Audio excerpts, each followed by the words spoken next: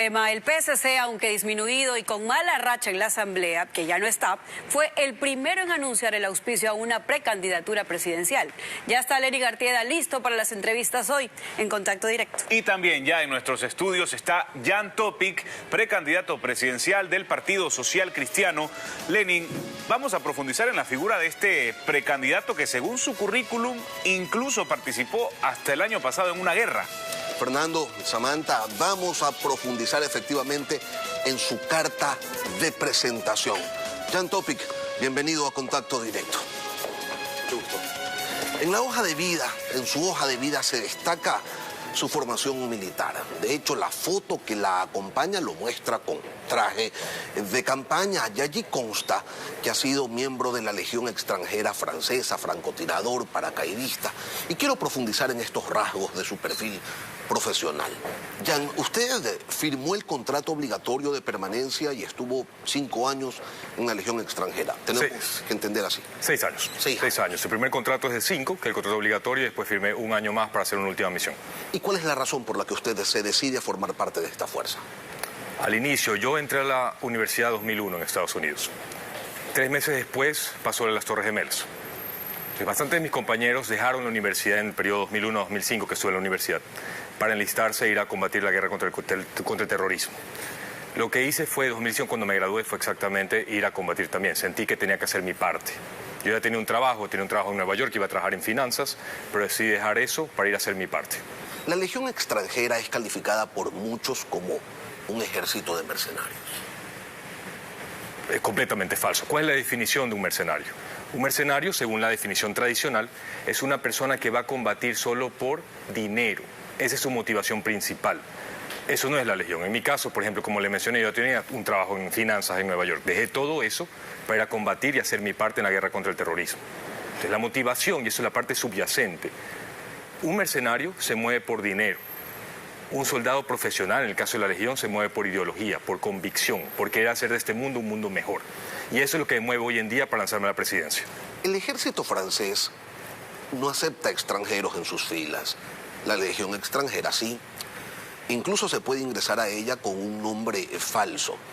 No le juran sus integrantes fidelidad a Francia, sino a la Legión. Legión Patria Nostra es incluso su lema. La Legión Extranjera también acepta en sus filas a exconvictos, no es su caso, siempre y cuando no hayan sido condenados por violación, por delitos de sangre o por narcotráfico. La Legión Extranjera no es precisamente un jardín de infantes. Solo una precisión no. Uno le sirve, está en el Código Honor del Legionario, uno le sirve, tú le sirves lealtad a Francia, está en el Código Honor Legionario, no es a la Legión, es al ejército francés, a la patria francesa. ¿Eso ha cambiado entonces? No, siempre ha sido así desde 1820 y pico que se formó, siempre ha sido así. Y usted recibía una paga de todas maneras, ¿no? Tengo entendido que... Correcto, todo soldado profesional... Aproximadamente. ¿Cuánto? $2.500 aproximadamente. No, era significativamente menos. Cuando estás en misión ganas un poco más. Ok. Pero un tema muy importante, todo soldado profesional, esa es la parte de ser profesional, recibes paga. Ejército ecuatoriano, ejército ucraniano, ejército francés, tú recibes paga. La diferencia con ser mercenario no es la parte de la paga, es tu motivación. ¿Cuál es la razón por la cual estás ahí? Y vamos entonces a las motivaciones, Jan. Usted del 2007 al 2012 participó en 4 conflictos armados.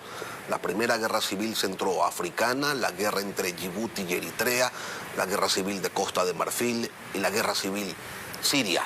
Correcto. ¿Cuál era su rol? ¿Cuál fue su rol en esos conflictos? Uno por uno. A ver, República Centroafricana fue mi primera misión, infantería básica. Cuando Eritrea invade Djibouti, nosotros fuimos allá para un tema de entrenamiento, pero justo cuando estuvimos ahí, Eritrea invade Djibouti. Eritrea era una excolonia italiana, Djibouti excolonia francesa, entonces tuvimos que apoyar. Francesa. Correcto. Es más, entramos a Somalia también. Reconocimiento. Ahí estaba ya en entrenamiento para ser francotirador, entonces fui de misiones de reconocimiento. Las últimas 2 misiones fue ya como francotirador. ¿Estuvo en combate? Estaba en combate. ¿Cómo se llamaba su frente, su escuadrón, su unidad? ¿Cómo? ¿Tenían un nombre específico? No. A ver, una unidad de infantería... Simplemente. Sí, y aquí hay un símil porque todos los ejércitos de la OTAN más o menos se estructuran de forma similar. Tú tienes en una compañía 4 secciones, de las cuales 3 secciones de infantería básica y una 4ª sección que es la sección de apoyo. En la Legión, como en todo ejército de la OTAN, o la mayoría de ejércitos de la OTAN, tienes lo que son morteros, tienes lo que son los Milan, que son unos misiles, y tienes la área de francotiradores. Entonces sería la cuarta sección de apoyo que se encarga de los francotiradores. ¿A quién defendía Jan Topic en esos combates? ¿De qué lado peleaba? ¿Del lado de los gobiernos o del lado de los rebeldes? Porque en todas estas guerras civiles pues habían estos dos bandos. Siempre del lado francés. Uno es parte del ejército francés. Entonces, peleas del lado francés. Vi un comentario que alguien decía, no recuerdo quién en prensa, pero sí, del lado ucraniano, del lado de la guerra Ucrania-Rusia, del lado ucraniano. En el lado sirio era en contra del gobierno de Assad, que era el gobierno que estaba lanzando las bombas químicas contra su gente. Entonces, siempre repito, aquí por el tema también de mercenarios. ¿Peleaba con los rebeldes? ¿O del lado de los rebeldes? Del lado de la verdad, del lado de la gente. Un gobierno que lanza bombas químicas contra su propia gente, eso no es un gobierno que debe existir. No sé si recuerdan, esto fue 2014, al este de Damasco, cuando Assad lanza todas esas bombas químicas contra su propia gente. Claro que sí. Usted, si estuvo en la Legión extranjera hasta el 2012, o hasta el... Sí, o 6 años, hasta el 2013. 2012. 2012, ok. ¿Cómo es que en el 2022 combaten la guerra de Ucrania? ¿A qué grupo se une Jan Topic? Sí, a ver, primero, ¿por qué? Estaba en Barajas, en Madrid, y el taxista que me estaba llevando al hotel me puso a conversar y él me dijo que ese fin de semana él había ido a Lviv. Lviv es una ciudad al oeste de Ucrania, perdón, y había traído refugiados y que estaban viviendo en su casa, un español. E igual que con el tema de la guerra contra el terror, me hice la pregunta, ¿qué estaba haciendo yo? Ahora, en ese momento yo tenía mi empresa, tenía mi familia, pero sí me sentí que no estaba haciendo mi parte. Entonces, por eso me enlisto. Inicialmente, claro, me enlisto en el... ¿Enlista a qué? En el ejército ucraniano, parte del ejército formal ucraniano. Zelensky en febrero 2022 arma esta legión de extranjeros ucranianos. Esto fue en febrero, apenas días después de que Putin inicia su invasión. Me enlisto y ya enlistado había la oportunidad de pertenecer a un grupo de 12 personas, un grupo de fuerzas especiales que estaba operando al noreste de Kharkiv. Entonces termino con ellos. ¿Cuánto tiempo estuvo ahí? Mes y medio, una semana. En estas distintas participaciones que ha tenido usted, Jan, en distintas guerras, ¿usted ha matado? ¿Cuántas bajas ha tenido en combate? Sí, esto es muy importante. Mucha gente habla de eso y se vanagloria de eso. Yo creo que un guerrero de verdad no habla de eso y no se vanagloria de eso. Hay bajas en combate, es parte de... Lo importante es cuántas vidas has salvado por las cosas que has logrado hacer. Y ese tiene que ser el enfoque. Entonces... Por lo menos las personas honestas. Entonces, si le ha tocado matar, al menos para eso están los soldados, ¿no? Para matar al enemigo. Para eso no están los soldados. Regresando al tema de Assad, cuando lanzaba bombas químicas, los soldados no están para matar, los soldados están para salvar vidas. La razón por la cual me estoy lanzando a la presidencia es exactamente esto. A 17 homicidios día. La razón no es venir aquí a matar a nadie. La razón de aquí es dejar estos homicidios, parar en los asesinatos. El enemigo en una guerra, pues es el que está del otro lado. Desde la presidencia asumo que usted quiere aniquilar al narcotráfico. No. Y repito, tal vez una forma, y muy honestamente, una forma equivocada de ver el tema. La razón final de ser de un ejército en un bélico es detener la guerra. Esa es tu razón de ser, es parar las matanzas.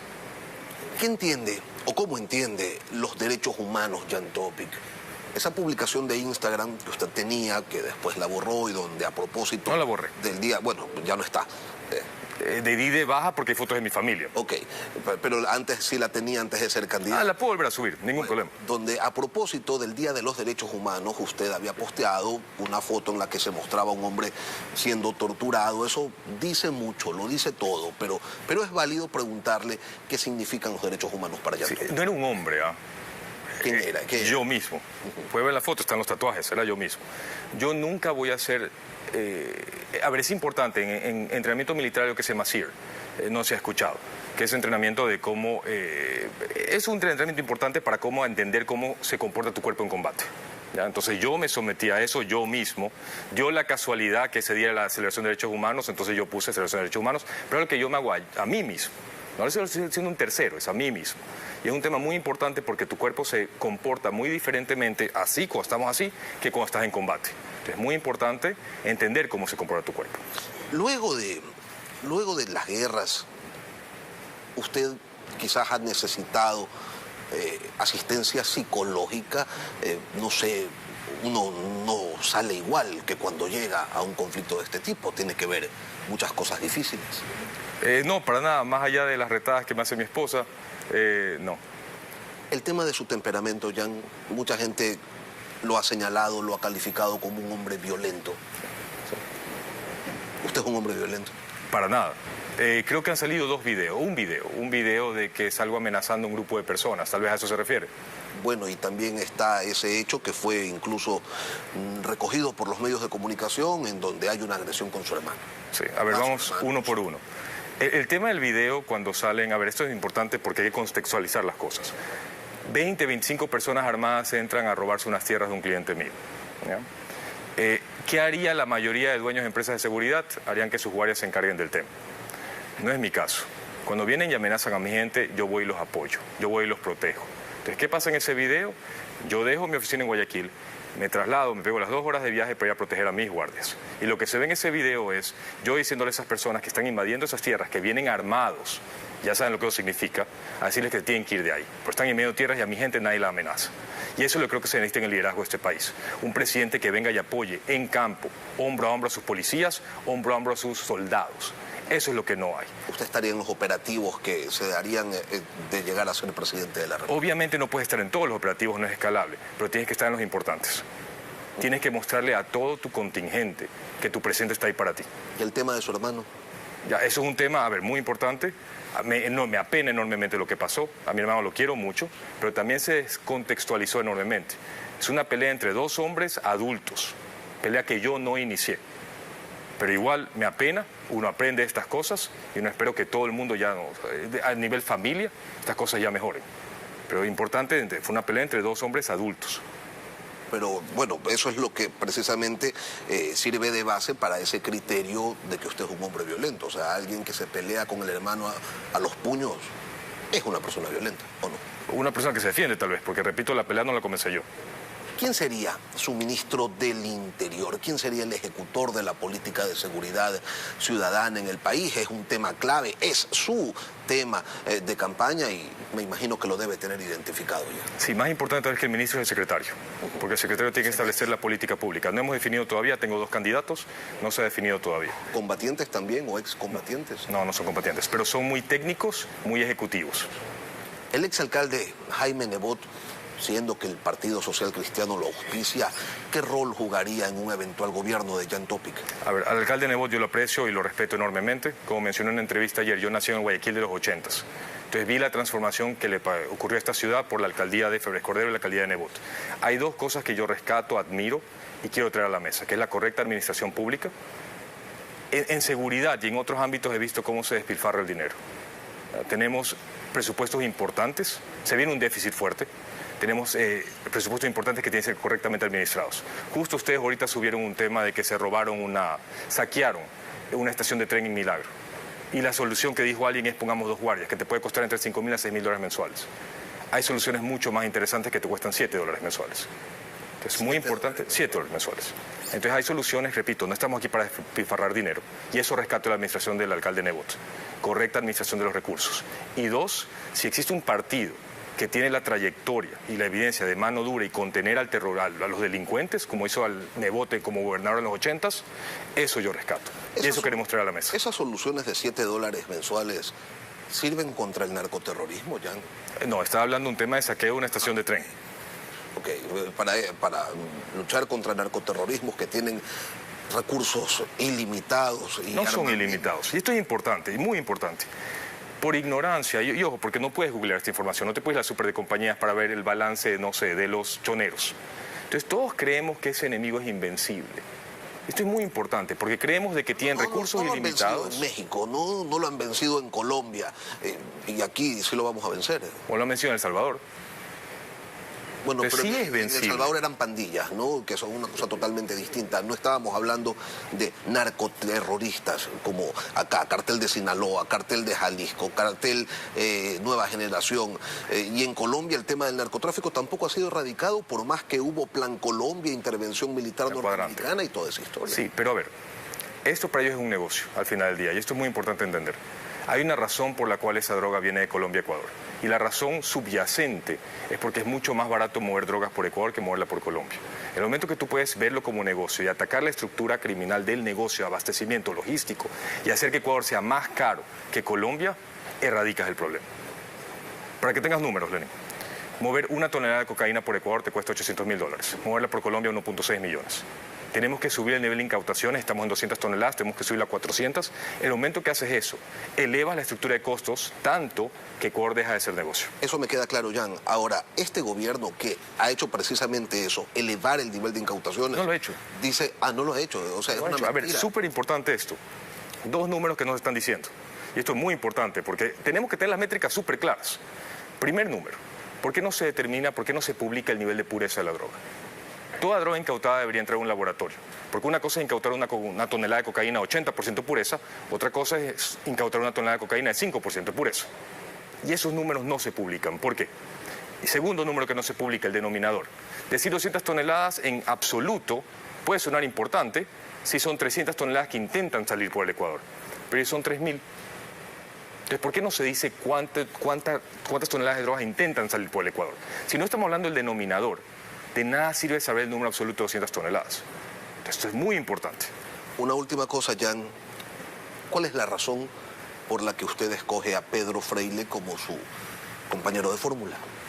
Se vienen temas importantes con el tema del déficit. Tenemos aproximadamente, 8.000 millones, casi 8.000 millones de pago de deuda el próximo año. 5.000 y pico en amortización, 2.000 en interés. Y el próximo año, 2025, se vienen casi 10.000. Entonces la parte petrolera es importante. Pedro es un perito en la parte petrolera y en la parte jurídica. Se viene la consulta de Yasuní. La consulta de Yasuní nos puede costar 55.000 barriles diarios a un costo de 1.200 millones anuales.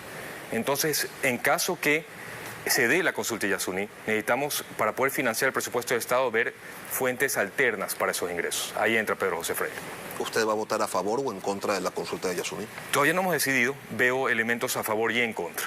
El tema del calentamiento mundial, creo que muy posiblemente este año pasemos el límite de 1.5 grados centígrados que se estableció entre la temperatura promedio anual de ahora y los 1800, finales de los 1800.